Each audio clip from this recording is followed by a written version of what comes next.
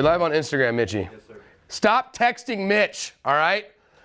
Anyways, guys, let's throw it out there Thursday. It's my favorite day of the week because it's Friday, and we don't work on Friday. We work on Thursday. Today's Thursday. Are you working today? I don't care. Anyways, so what we're going to do is we're going to have throw it out there Thursday. We're going to talk about all subjects Pro R. But also I want to promote, we are having a garage sale on Saturday, and you might be wondering, what do we have? Come and find out. I'm not going to tell you. Show up. It is between 8 and whenever we decide to stop it, okay? We're not saying no. We're selling everything. Come on out and buy some stuff. We're also going to be closed at 3 o'clock tomorrow to have a holly jolly Christmas party. But enough about our life. Let's talk about some cool stuff. And in order to do that, we got to go over to Justin Smith. Steve is on fire today. That was an I think he did all of that in one breath. Did you see that? And I don't even know what day of the week it is after he told us about Thursdays and Fridays. Thursday. Thursday? I'm very confused. Thank you for doing that. Welcome. Throw it out there Thursday, right? It is my favorite one as well. I like doing those over the text, to be honest. But specifically, we just launched our unboxing video of the Pro R. So if you guys have a ton of questions on the Pro R, please fire away on that. We'll answer as much as we can. Yes, we did get to drive that car. But no, we did not talk about that, mainly because of marketing reasons. There's a whole nother level of things coming out about driving the car. And we will give a complete review of that car after we've driven it a lot. What we put out this today for a video is an unboxing. Literally, we are just talking about things that we can see on it, hopefully things that no one can see when the car is complete that we are able to point out. That was our goal. It's not a review. Don't ever tell me that that was a really Polaris one-sided review. It's not a review. Heads up. Right, Josh? Yes, sir. Okay, thank you.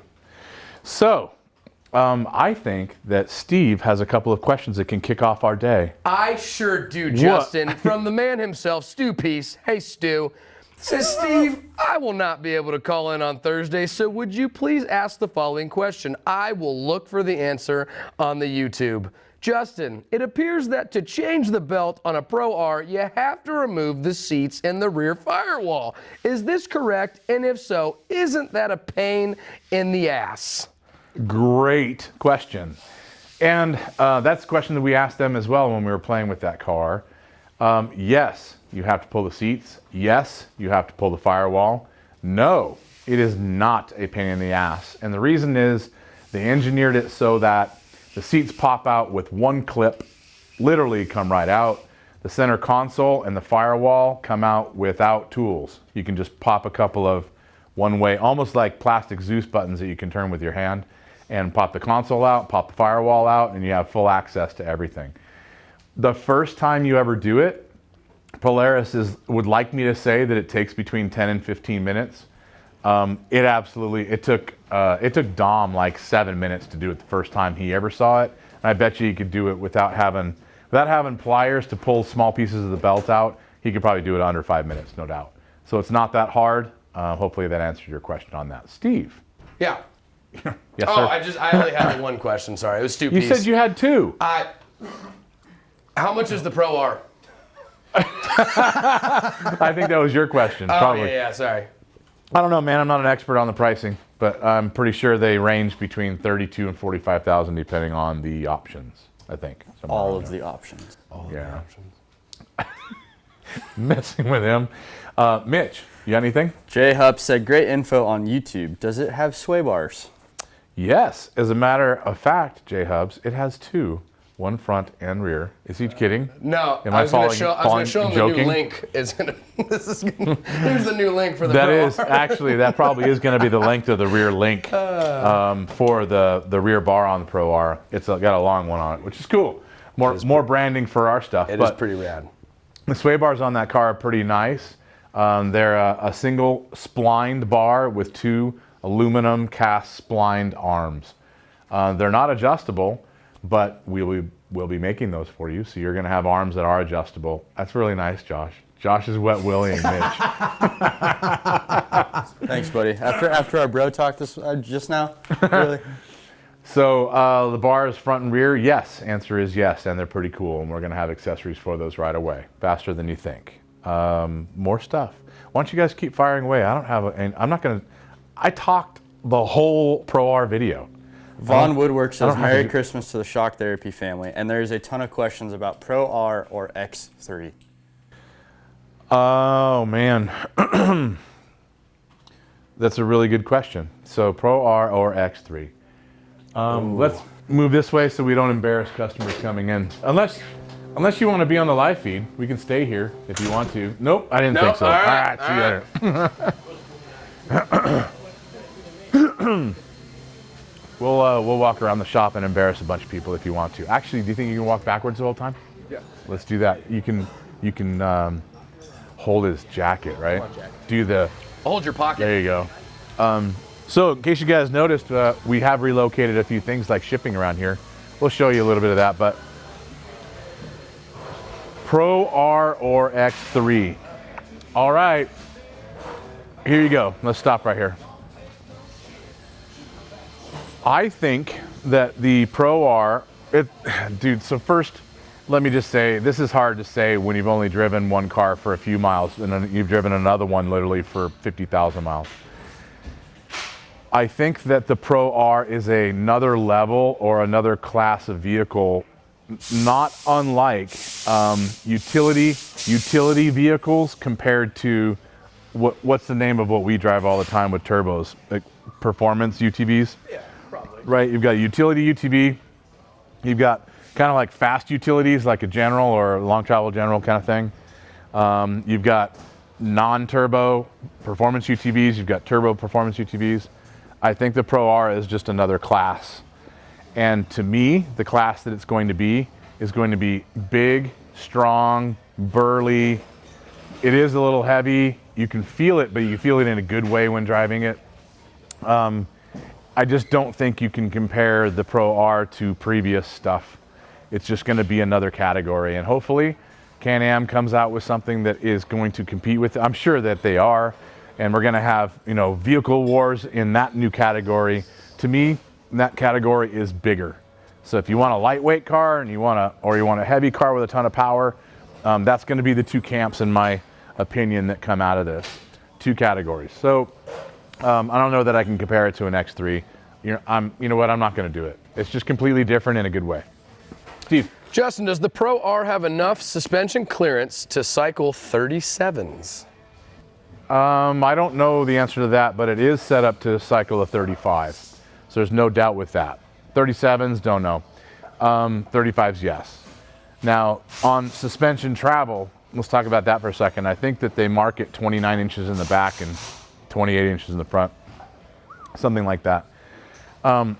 Polaris, if you're watching, I'm sorry, but the travel numbers that they're using there are assuming and counting 4 inches of tire squish when it's completely compressed. So let's say it's all the way down, has 4 inches of ground clearance. They're counting another 4 inches of tire squish as part of the travel number in 29. So if you take the 4 inches out, it's actually 25 inches in the back. And to me, travel is not tire ever. Travel is how much that hub moves up and down. What do you got? Got a guest that wants to join? All right, who do we got? 10B Hudson. What's your question, man? He's connected. All right, well, let me know when he's up. So to me, and I think any off-road racing, travel numbers, oh, you're up. Here, show other stuff so I can listen to what's going on. Hey, man, can you hear us? Turn your volume up so we can hear that. Oh, he hung up. Okay, never mind. Well, I think we got a good view of his roof and a good sound of maybe one of his kids crying in the middle of that. So, stop for a second. Travel numbers to me are measured at the center of the hub as it travels up and down.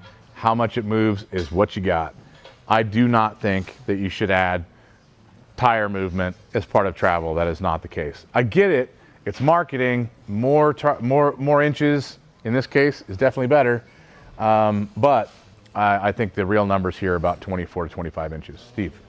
How do you feel about the new geometry of the Pro R? I love the fact that they're controlling tow in the rear through cycle. That is a no-brainer. Got to do it. having the toe off in the rear is just as bad as having the toe move around in the front. Oh, second try? Gravity Motorsports. Oh yeah, what's happening? Okay, well, okay, don't bug me until they're connected from now on. Hold on, we got something. Dean, Justin. what's happening? Oh, you know what? I caught you on a day that I came home. Hang on a second, man. Let me get close to the phone so I can hear what's going on. What's your deal today? Come home from the ranch and you guys Awesome. were going live. I wanted to hear what you had to say about the new R. Well, you got some questions I can answer for you, man. What do you got? I do. I'd like to know what you think about how they did the shock setup with the lower A-arm. I think that's a no-brainer. I'm absolutely a fan of a lower arm mounted shock. Of course. A couple reasons. One, which arm do you hit rocks first, typically in a UTV? The lower, right? Absolutely. Well, which arm do they have the shock mounted to on the upper? They typically have it on the upper. That means that you got to build a really strong upper and you have to build a really strong lower because it hits rocks, so you add weight. To me, mount the thing on the lower arm, it's going to be a lighter setup because you only have to strengthen one lower arm for a shock mount and rocks. The upper can be a lot lighter. Two, Right. when you mount it to the lower arm, now the shock can be leaned up to a proper geometry position without having a clearance visually for the upper shock mount. So Right. you get two big benefits: lighter, better shock geometry, and you still don't have any hood clearance problems. So I think it's a home run. I'm glad they did it. I think it's awesome. Just like trophy truck. I mean, pretty much Right. they're pretty smart in trophy trucks. You might want to look and copy everything they do. I agree with you 100%. What else you got? Cool. Well, I stare at these things all day nowadays, so you know the whole kids race program with the RS1 and the 170 still. So no, but the I was thinking on the chassis, the rear of the chassis. How do you think the strength is? I mean, I haven't really seen it up close, so I mean, more than a few minutes. Dean, it's super strong, man. They have a cutaway car that's on display going around different events. I would look at it. The chassis is also one piece where the Polaris used to bolt together in the middle. They don't do that anymore. It's all one unit. Right. And they've got larger diameter and thicker tubing in this car. So the back's a whole lot stronger than before. Also, the cage is one piece. It's all welded. It's not a bolt together unit. Right. But the cage does bolt to the chassis. Where it bolts is single bolt Morris joint, which is super strong. It doesn't shear. So they've done a really good job making everything a lot stiffer, stronger, safer. I think the cage that's on it's pretty badass, and a lot of people, if they wreck one, they're not going to get hurt. I guarantee that. The cage Well, that's isn't what going it's to all about collapse. on that, right? I mean, us aftermarket guys don't like hearing good stuff like that. Nah, well, you know, the cage is strong enough, but a lot of people aren't going to like the look, and that way Right. there's always work for cage guys, guaranteed. Absolutely. What about so if it's as good as it is, which I believe it is, and you know you started in a Polaris, didn't stay that long, but moved to Can-Am. You see where my question's going? Yeah, would I change race programs? Yeah. It would take a lot for me to do that for a couple of reasons. One, it's a brand new vehicle, and I'm Right. never gonna race the first year of anything. Not Makes gonna sense. happen. We gotta see where the weak spots are, see where everything's at, get some time before we would ever make that decision. Number one. Number two, we've got multiple cars and multiple cars worth of spares, so just to change race programs isn't as easy as buying a car. Yeah. You know, now you're talking about Reinvest. 5 times the money to do that. And right now, that car doesn't have any competition when it comes to the classes that are developed for it. There's only one class of Best in the Desert that car will fit in. Pretty much nobody else is going to be racing against it.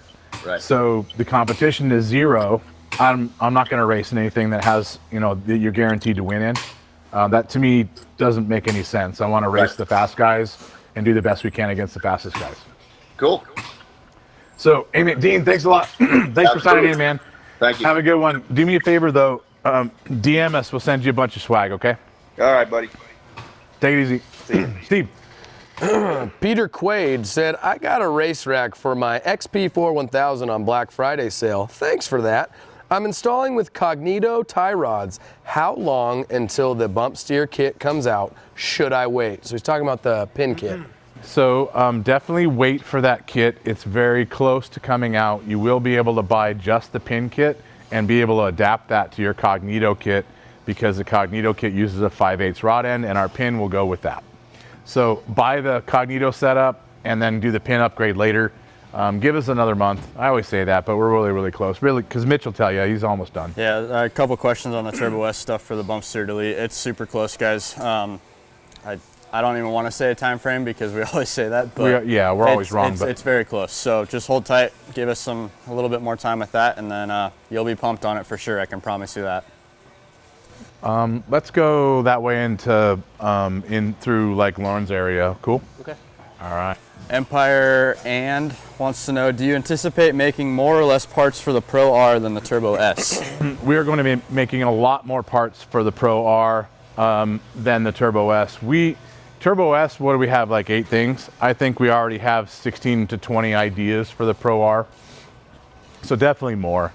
I'm going to lock myself away for 2 weeks and go nuts And on just that. dream up stuff? Yep. Yep, with hash brownies, you come up with great ideas when you come out of the hole. Steve's like, yeah. Hell yeah. People want to know, Justin, how soon are we going to get the Pro R, and then how soon will we have valving and springs for that? We get the Pro R next month, so 2.5 weeks, and we should have spring kits just 2 weeks after that. We should have valving another 2 weeks after that. And we're already working on some of the other parts like sway bar links, sway bar arms, things along those lines are already being developed right now. So it's going to happen fast. Look for a lot of products by the end of January. What? No, I love when these questions come out. So it says, get the Pro R or the 2024 Speed UTV? Good one. I like that. Whatever. I got to reiterate on that Pro R, you guys. It's really bitching. I mean, we're buying the car for ourselves, not only to develop parts, but because we want one too. It's really cool. But like Dean had said from Gravity, we're not making any changes in the race program anytime soon. Steve? Tim Hodges said the Pro R seems top heavy and tall. Do you think it will be prone to rolling in the dunes specifically? No, I drove it. It doesn't have any top heavy tendencies at all. And I don't think that it's top heavy. The cage looks burly because it's 2 inch and 3/4 diameter tubing. Looks big, but it's not that heavy. They had a cage sitting over there. We picked it up. It's not like a lot of aftermarket cages are. And there's not anything else hanging off the top of it. So I think when you drive it, you'll change your mind. Gans wants to know, how is Polaris able to run a 2.0 engine? Always heard there was a safety or legal issue. Thanks and happy holidays. So the rumor was that anything over 1,000 cc requires crash testing, airbags, Society of Automotive Engineer approval, all of that. The truth is that was never the case. There was a bit of a Concord agreement between manufacturers. I don't remember the name of it. They mentioned it to me when we were out there, so I apologize that I don't remember the name. But there was an agreement made between all of the manufacturers that they wouldn't exceed 1,000 cc just so that there wasn't runaway chasing of the competition year to year to year to year, which ended up happening anyway under 1,000 cc. But they all got together and decided that that agreement's null and void, and because of that, it was more of a gentleman's agreement, and it's gone. So Polaris took the lead with 2,000 cc. There's no issue with the government at this point. But they are also not street legal, right? Just like most UTVs, and that's one of the loopholes that are used. What do you got? Susan Arnold said, bought front and rear limit straps for my RZR. How come you guys don't do installs on them in Glamis? I tried to get an appointment for the 27th out there. We would not schedule an appointment just to install those, but if you do have them and you want to come by, we'll say around 10 o'clock on one of those days, we might be able to get them installed for you. That's because we only schedule full jobs. That's the only thing that we schedule so that we have the right number of guys to do the work, the number of jobs per day, and all the components are brought for that job. We usually get it done early, unless we have problems, right? Depending on the vehicle. If we got a vehicle with bent bolts and stuff, it takes us longer. We try to build some extra time into the day for that. But when it comes to limit straps, things like that, or like we've done sway bar installations or links. We installed a bunch last trip on the side. Exactly, on the side. So you can come in, leave the car for a few hours, we'll get to it on something like that. You can't leave the car for a few hours and expect us to get to shock jobs. Just not going to happen. That's booked only. Cool? Empire also wants to know, think the front shock clevis is a weak point due to the length? It looks that way, but I do not think that it is. I know that there was problems with Wayne Matlock's car in the 1000, but talking with the Polaris engineers, they said that that was a pre-production vehicle that he had with pre-production shock and early style bracketing, and that stuff's been changed since, so I think you're going to be all right. The Fox guys that we've talked to said they've had 0 failures with that design and all kinds of testing, so should be good. We'll probably make them anyway. Yep. Another question, Fizzer B wants to know, will you be able to do limit straps on the front Pro R shocks? Yes, we have checked it. Yep. Yes, we checked it. Limit straps will definitely be fine, as well as limit straps in the rear. No problem. Sorry, I cut you off. No, you're good. Our own Mr. David up front would like to know any advice on clutches, stay stock or aftermarket? Is this for me or you guys? We have all given him our opinion, so Justin, I think it is finally time that you do your due diligence and you give him the opinion of yours. So, David. What's funny, David, is I've already given you my opinion this morning. Oh, perfect. Yes, which was completely rebuild your stock clutch before you make any decisions or changes. Once it's bone stock and perfect, then you will know where you're dealing with RPM and all the good stuff there. Plus, in our race program, the more that we tune clutches, the more we find back to the stock setups, depending on the year, works the best for us. Steve. That David guy sure is a character. I do have quite a few questions, Justin, on people asking when they purchase stuff on Black Friday, how long is it going to take for some things to ship? I can say that those guys are working countless overtime hours in trying to get everything out, but I don't have an exact ship date for everything. So I will even narrow it down. I'm not going to narrow it down, but I'll give you even more explanation. Okay, Black Friday was huge. We ended up with a backlog somewhere in the neighborhood of 1,800 to 2,000 orders. On the website it says that we could take a long time, and certain parts may be out of stock. We had red labels on those parts though, so you know. Everybody, we have guys in shipping that don't even work in shipping to try and catch up.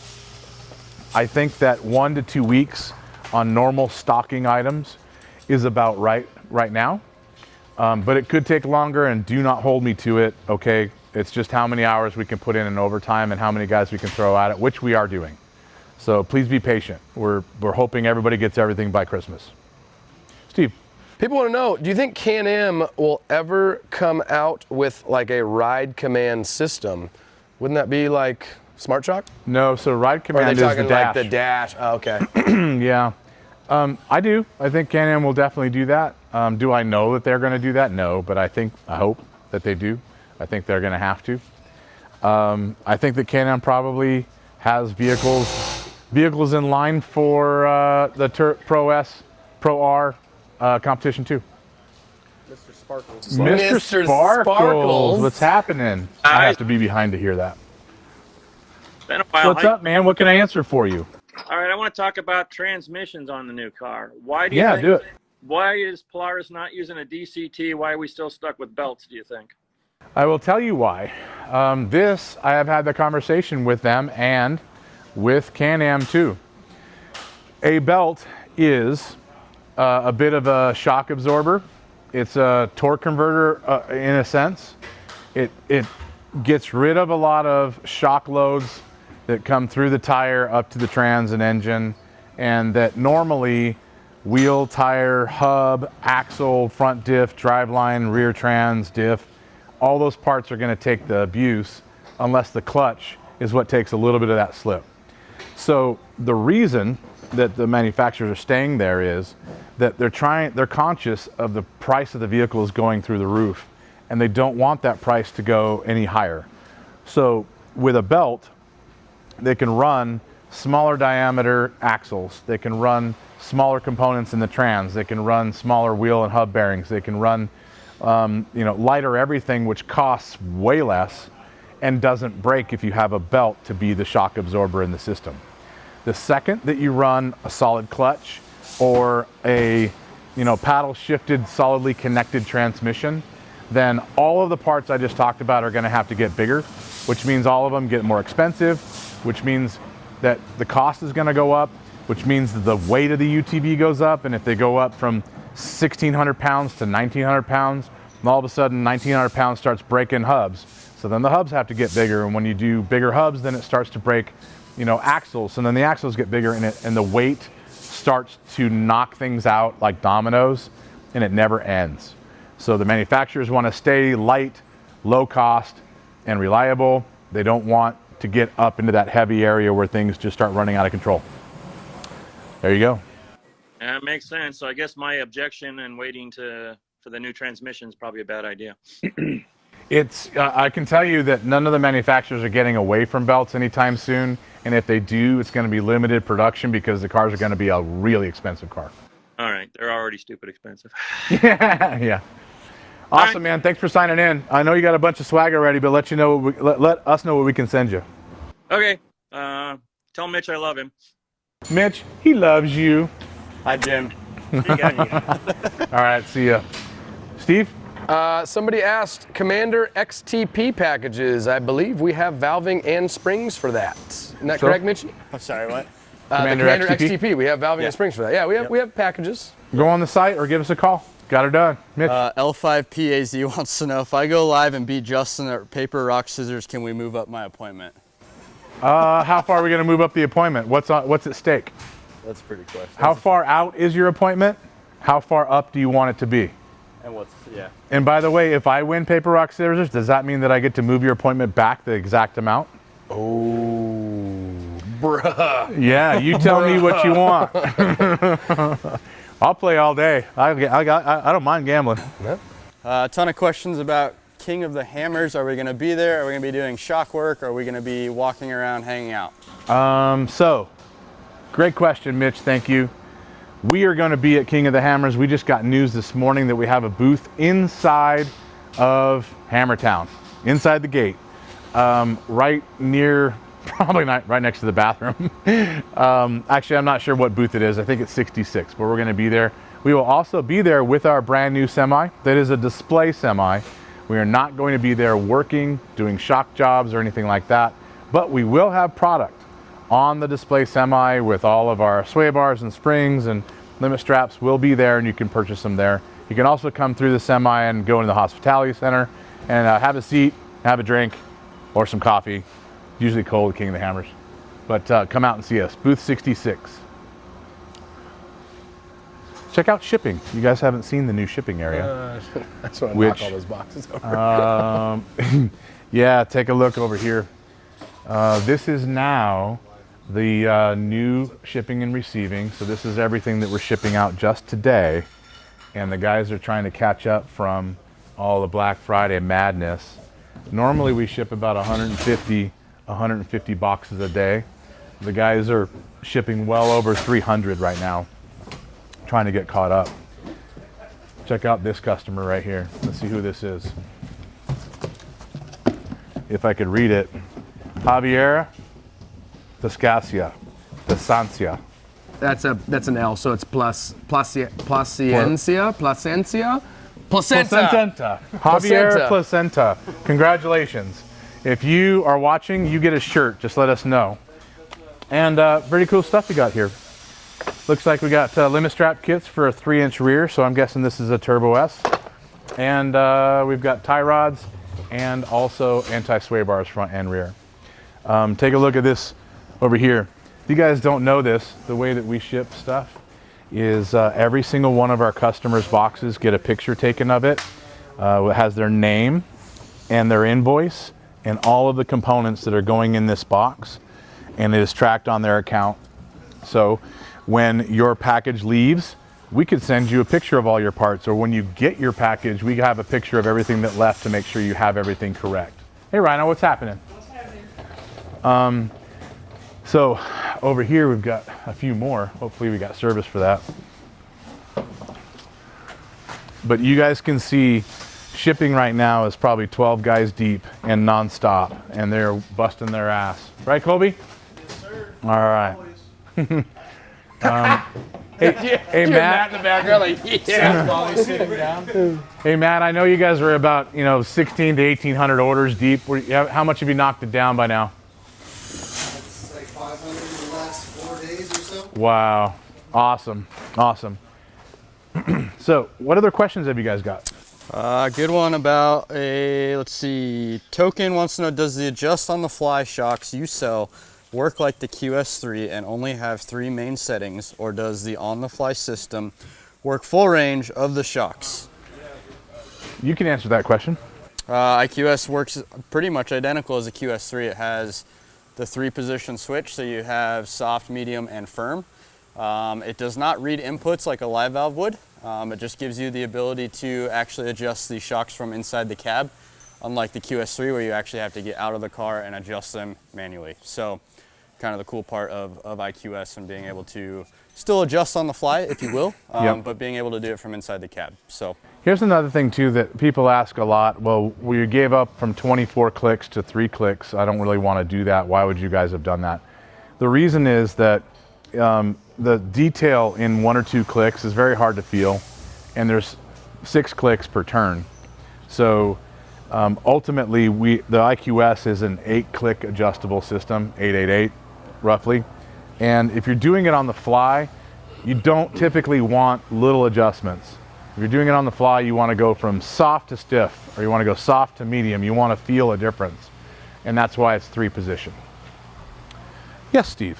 Few questions on KRX front limit straps. Mitchie, where are we at on those? I'm finishing that kit today. It will be done and tested, and then another week we'll have the new back half for the clamp, and then it will be released. So how about 2 weeks? We really are done with that. I've seen him wrap it up, and we do have new components for that limit strap clamp itself to clear everything. Yep. And the instructions are already done?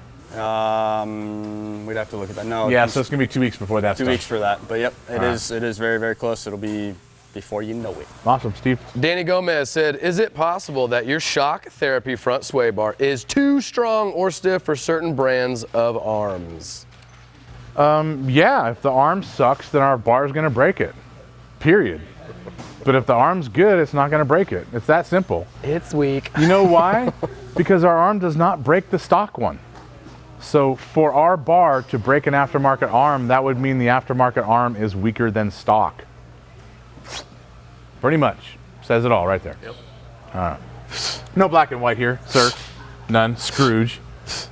Mixed Somebody up. did ask me if today was the day for the cranberry anima, and it's not. It's not.